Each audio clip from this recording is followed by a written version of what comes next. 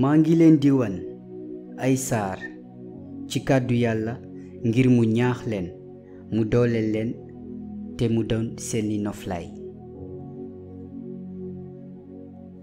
suñu yàlla suñuy tawfeex di ñu dooleel di ñu wàlloo fu ñu jaaxlee. Somme 46 versets 1 à 3. aji sax ji maa la sopp yow mi may dooleel. aji sax ji lay sës mu di ma aar di ma wàlloo.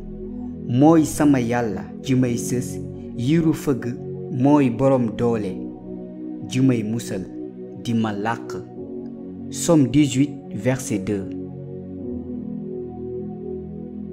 moom de sàgganeewul boroom tiis làqu ko ci kanamam bi mu wootee wuyu naa ko.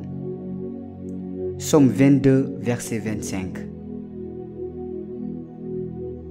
su tërëfee it du daanu aji sax ji lay wàlloo loxom.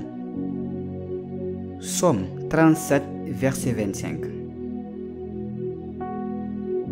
aji sax ji ku baax la mooy tawféex bisub moolute xam na it ñu wéeru ci moom. Nahum 1 verset 7. andil aji sax ji lu diis ci yow moom moo lay taxawu du bàyyi mukk aji jub même muy tërëf. Somme 55 verset 22.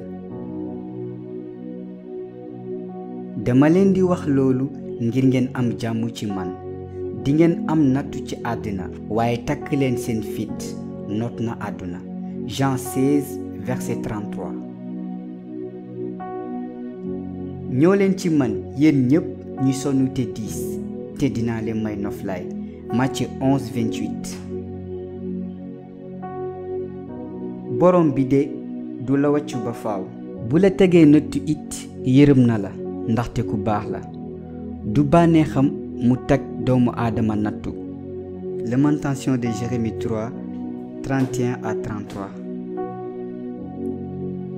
yaakaaral aji sax ji dëgër lul te am fit te yaakaarate aji sax ji. Somme 27 verset 15.